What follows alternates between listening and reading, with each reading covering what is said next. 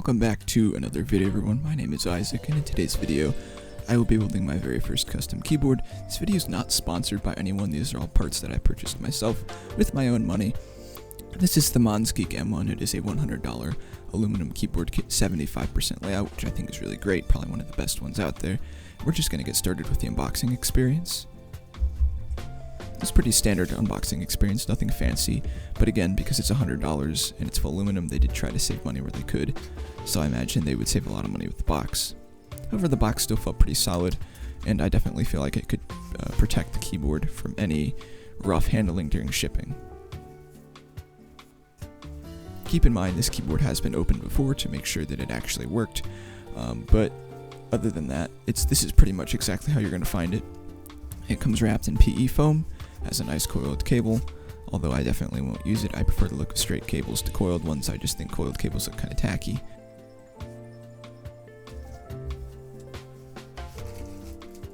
Also comes with some stabilizers. I did end up using these, but I will probably replace them at some point with Durock V2s. Those are pretty good stabilizers. The ones that came with the board are just kind of not the greatest. Took a lot of time to lube. It also does come with some screws, some spare screws, which is amazing because not every keyboard does. And if you lose one, well, then you're pretty much out of luck. Those are force brake pads. You use those to reduce ping in the case. Comes with instructions. And then, of course, the board itself. The board does not come with keycaps or switches, which I think is half the fun of building it. Oh yes, it does come with a dust cover. Almost nobody uses those, but I do because I have a lot of pets. Board feels pretty heavy, pretty good quality. It does have a knob, first keyboard I've ever had that actually has a volume knob. There's no special badge on the back, but I think it looks nice. So this is me disassembling the board. You do need to use the provided hex wrench that comes with it, or you could use your own, I guess, if you have one. I was a little disappointed they didn't use normal screws, however, it wasn't too bad. Once I'd had that disassembled, I was just separating out all the components and doing the force brake mod. I originally did this with blue tape, but I recommend using the included pads. Those just tend to work a little bit better. Also, I do apologize for the lack of being able to zoom in. The only camera equipment I currently have is a webcam and a phone, so I had to work with the resources I had. But essentially what you do is you put something between the top and bottom case in order to prevent metal on metal contact. This is kind of pointless in plastic cases, but in metal ones like this, it's very important. So here I'm just cutting out my own case foam. It comes with EVA foam and it's pretty nice, it feels nice, but I prefer the sound of PE foam even if it's not quite as good at absorbing sound. As you can see here, I redid the force brake mod because the tape was just super finicky and it didn't work the greatest. Once I was done with the case foam, I decided to tune the stabilizers. For those of you who are beginners and don't know what I'm talking about, there are a lot of fantastic tutorials out there that show exactly how to tune your stabilizers. It's not a terribly difficult thing, it just depends on how good your stabilizers are. However, it's a very boring process, so I did not include any filming of it because, well, I didn't want to lose a bunch of viewers in the video. It's also just not very interesting, as I said. So if you have any questions about that, let me know in the comments down below, but I'm not an expert by any stretch of the imagination. So I'd recommend watching a few different videos if you have questions.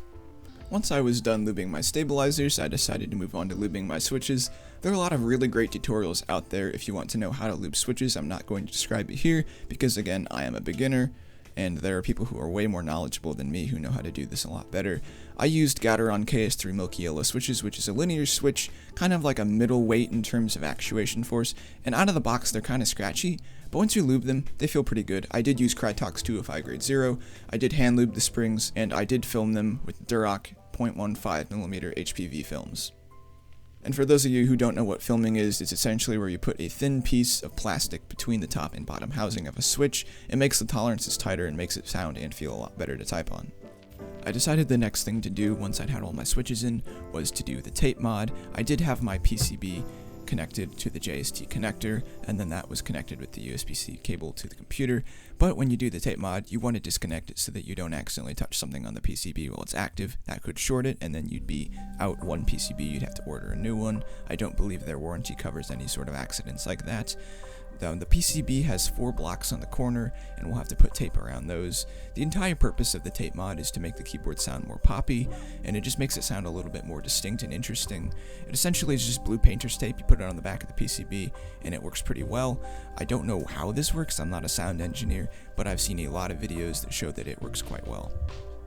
I also decided to tape mod around the screw holes for the stabilizers. If I ever wanted to access those again, I didn't want to have to peel off a bunch of tape in order to do so. So that's why it took so long to do the tape mod, but I will show you all the finished product in a second.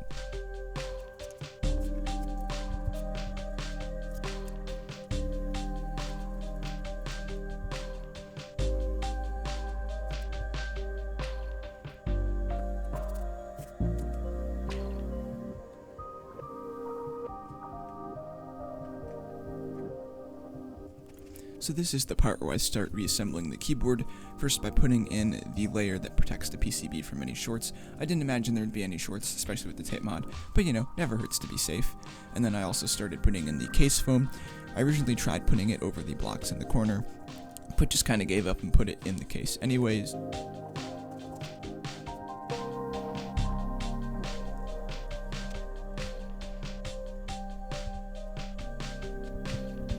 And so now starts the final reassembly. I start screwing in the case screws again. I actually had to have my brother help me because of the foam in the case. There was more foam when I ended than when I started, so it did not want to fit together all the way. It definitely could, so I had to have my brother hold the sides while I screwed them in. So shout out to Gaming with Sam, thank you for doing that, very appreciated. Make sure to go check his channel out, I'll link it in the description.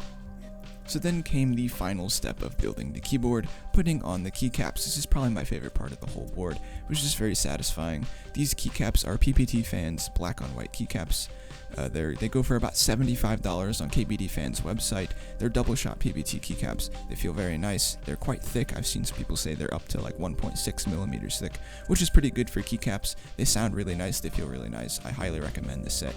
The packaging is nice too. Generally, I don't care too much about packaging, but I do like the premium feel the packaging had. As you can see, I did use the black arrow keys. I did switch those over to the white ones because I thought they looked a little bit cleaner. However, other than that, that is what the final board looks like. And now a sound test of the completed board.